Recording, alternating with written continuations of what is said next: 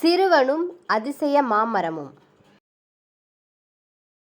ஒரு ஊரில் ஒரு மந்திர மாம்பழ மரம் இருந்துச்சாம். அந்த மாம்பழத்தை சாப்பிட்றதால அங்கே இருந்த கிராம மக்கள்லாம் நோய் நொடி இல்லாமல் வாழ்ந்தாங்களாம். ஒரு நாள் அந்த மாமரத்துக்கு சொந்தம் கொண்டாடிட்டு வந்த ஒருத்தன் அதை சுற்றி வேலி போட்டுட்டானாம். அங்கே இருந்தவங்களால ஒன்றுமே பண்ண முடியலையாம்.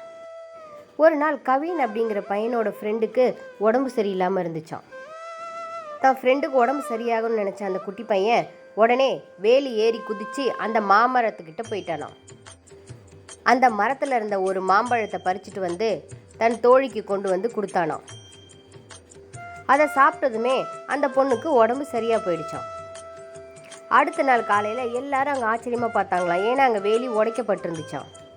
அன்னைக்கு நைட்டு அங்கே இருந்த கிராம மக்கள் எல்லாம் மறுபடியும் அந்த பழத்தை சாப்பிட்டு சந்தோஷமாக இருந்தாங்களாம். தங்க கோழியும் சிறுமியும். கடற்கரை கிராமத்தில் ஒரு குட்டி பொண்ணும் அவ கூட ஒரு கோழியும் வளர்த்து வந்தான். ஒரு நாள் அந்த கோழி ரொம்பவே அதிகமாக பிரகாசிக்கிற முட்டையை வந்து போட்டுச்சான். ஆச்சரியமான அந்த பொண்ணு அந்த முட்டையை உடைச்சி ஒரு பாட்டில் ஊற்றினாலாம். உடனே அங்கே நல்ல பெரிய பெரிய மரம் செடி கொடியெல்லாம் வளர ஆரம்பிச்சிச்சான். நல்ல தண்ணியும் வர ஆரம்பிச்சிச்சான். நல்ல தண்ணி கிடைச்சதும் அங்கே இருக்க பசங்கள்லாம் ரொம்பவே சந்தோஷப்பட்டாங்களாம். இதை தெரிஞ்சுக்கிட்ட பணக்காரன் ஒருத்தன் அந்த கோழி எப்படியாவது அந்த பொண்ணுக்கிட்டேருந்து திருடிட்டு போயிடணும்னு நினச்சி ஒரு நாள் நைட்டு திருடிட்டு போயிட்டானாம். இதை பார்த்ததும் அந்த பொண்ணு ரொம்பவே வருத்தப்பட்டாலாம். உடனே அவளோட நண்பர்கள் எல்லாத்தையும் சேர்த்துக்கிட்டு ஒரு திட்டம் போட்டாலாம். அவங்க போட்ட திட்டப்படி அந்த கோழியை அந்த பணக்காரங்கிட்டேருந்து எப்படியோ வெளியே எடுத்துகிட்டு வந்துட்டாங்களாம். அந்த கோழி மறுபடியும் பிரகாசிக்கிற முட்டையை இட்டுச்சான். அன்னையிலேருந்து அந்த கோழியை அந்த பசங்க எல்லாரும் சேர்ந்து சந்தோஷமாக பார்த்துக்கிட்டாங்களாம். பேசும் ஆமையும் பாட்டியும். ஒரு கிராமத்தில் தனிமையில் இருந்த பாட்டி டெய்லியும் லெட்டர்ஸ் எழுதி ஒரு குடுவையில் போட்டு அதை தண்ணியில் விட்டுட்டு இருந்தாங்களாம். ஒரு நாள் ஒரு பேசக்கூடிய ஆமை வந்து அவங்க கிட்ட சொல்லிச்சா, நான் அவங்க லெட்டரை எடுத்துகிட்டு போயிட்டு உங்கள் பிடிச்சவங்க கிட்ட சேர்க்குறேன் அப்படின்னு சொல்லி. அந்த ஆமையும் அந்த லெட்டரை கொண்டு போய் அவங்க பிடிச்சவங்க கிட்ட சேர்த்ததும் ரொம்பவே சந்தோஷப்பட்டாங்களாம்.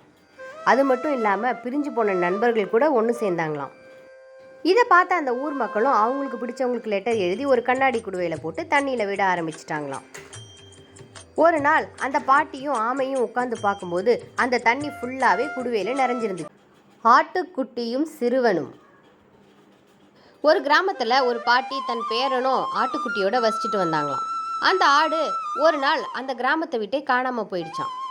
அந்த கால் தடத்தை பின்பற்றியே அந்த பையன் போனானாம். அப்போ பக்கத்தில் இருந்த காட்டுக்குள்ள ஒரு வித்தியாசமான குகை இருந்துச்சான். அந்த குகைக்கு பக்கத்திலே அந்த ஆடும் நின்றுட்டு இருந்துச்சான். அங்கே உள்ளே போய் பார்த்தா முற்காலத்தில் வாழ்ந்த ஒரு நகரமே அங்கே இருந்துச்சான். இதை பார்த்துட்டு வந்து அவன் அந்த கிராமத்து மக்கள்கிட்ட சொன்னானாம். உடனே அவங்க எல்லாரும் ரொம்ப சந்தோஷப்பட்டு அந்த ஆட்டுக்குட்டிக்கும் அந்த குட்டி பையனுக்கும் ஒரு மெடல் கொடுத்தாங்களாம்.